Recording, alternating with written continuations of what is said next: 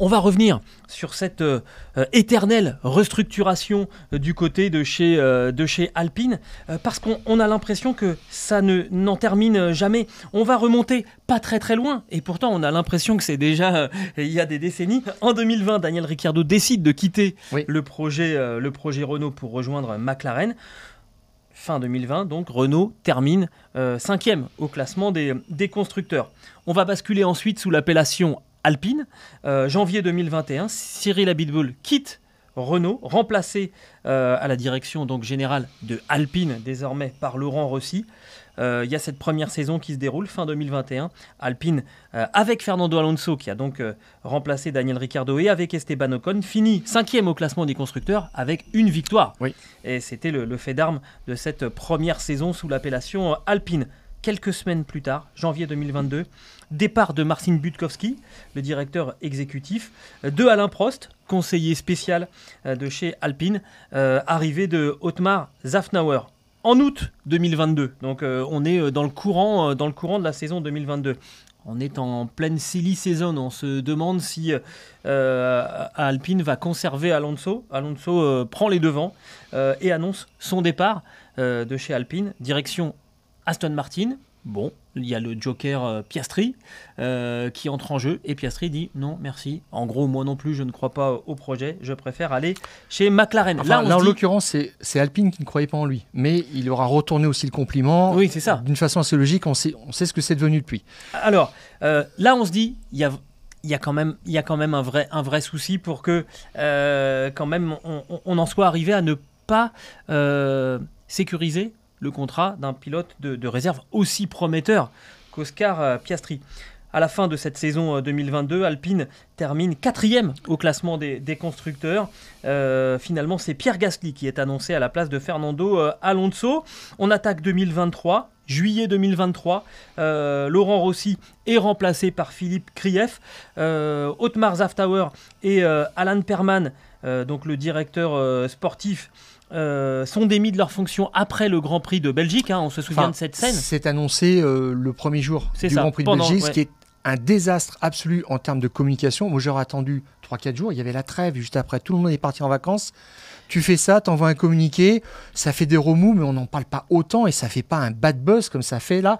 Et là, encore une fois, la conclusion, c'est personne ne veut aller après ça chez Alpine. Exactement. Donc, c'est Bruno Famin qui remplace sur le champ Otmar Szafnauer. Pat Fry, lui, quittera officiellement Alpine à la fin de la saison. Alpine qui termine cette saison 2023 au 6e rang du classement des constructeurs. Le directeur sportif donc s'en va, Alan Perman, c'est Julian Roos qui arrive. Et on termine mars 2024, voilà. C'est-à-dire aujourd'hui, départ de Matt Harman, directeur technique, et de Dirk De Beer, responsable de l'aéro. Oui. Ça donne le tournis. Alors Dirk De Beer, qui est un historique quand même de chez Ferrari, un ancien chef aéro, et il était chef aéro en poste à Enstone, donc depuis la fin 2019. Donc c'est des gens quand même qui ont un CV assez conséquent. En revanche, Matt Harman, c'était son premier projet en Formule 1 en 2022, faire une voiture. Et c'est lui qui avait dit, j'ai besoin de temps. C'est un petit peu ça le leitmotiv chez Alpine. On a besoin de temps pour restructurer, pour s'équiper, pour recruter. Mais alors là, ça va être encore plus difficile. Et moi, je me suis dit, mais en fait, Renault a racheté Lotus en 2016. Sur les friches vraiment techniques de l'écurie Lotus qui n'investissait plus en rien à Enstone. Et je me suis dit, ça fait quand même 8 ans que ça dure. Mais 8 ans, dans le déroulement, dans la vie d'un top team, qu'est-ce que ça donne ? Qu'est-ce qu'ont fait les autres en 8 ans ? Ah bah oui. Après un début de championnat du monde. Ils ont gagné. Eh bien, Gilles, j'ai regardé ça tranquillement.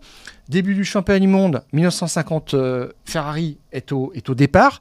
Qu'est-ce qui se passe 8 ans après ? Ils sont champions du monde pilote avec Mike Hawthorne. McLaren arrive en Formule 1 en 66. En 74, 8 ans après, ils sont champions constructeurs. Voilà. Williams début en Formule 1 en son nom propre en 1978. En 86, ils sont champions constructeurs. Voilà.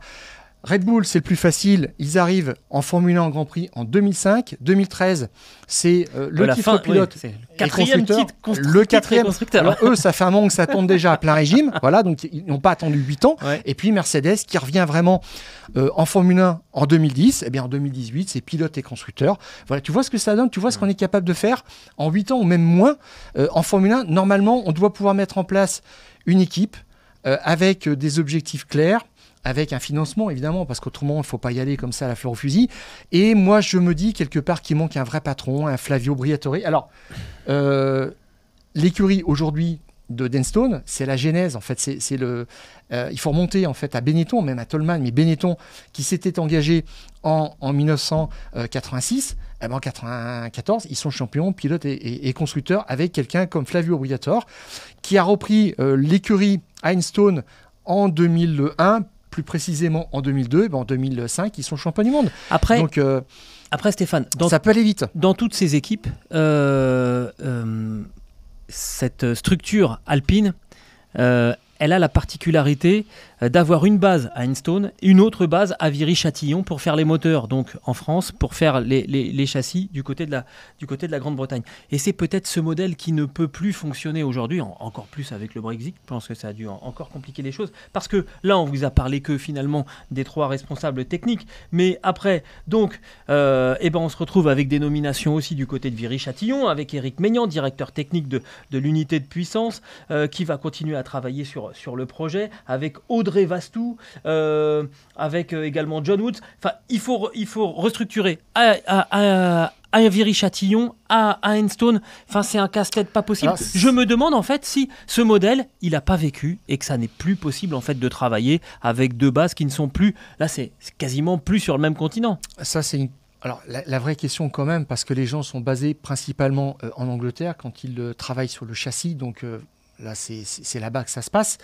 Et moi, ce qui m'étonne énormément, c'est qu'il y a quand même des opportunités extraordinaires sur le marché. Je te disais, Adrian Newey, Christian Horner, quand ils ont mis en place l'équipe technique en 2005, en fait, ils ont défini un groupe d'à peu près une 50aine de personnes. Et leur obsession, c'était les re-signer, leur faire signer des contrats de 3, 4, 5 ans pour garder ce noyau en place, et ça a duré à peu près une 15aine d'années.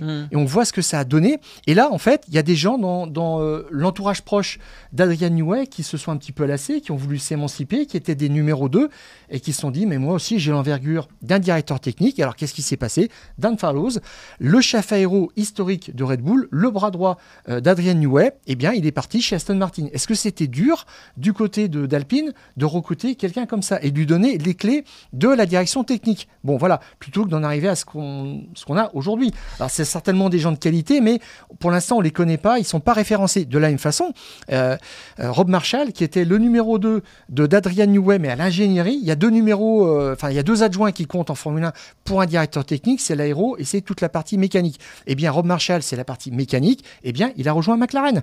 Et puis, on peut citer comme ça David Sanchez, chef designer chez Ferrari, qui va aussi chez McLaren. Pourquoi est-ce qu'on ne met pas la main chez les Bleus sur des gens comme ça?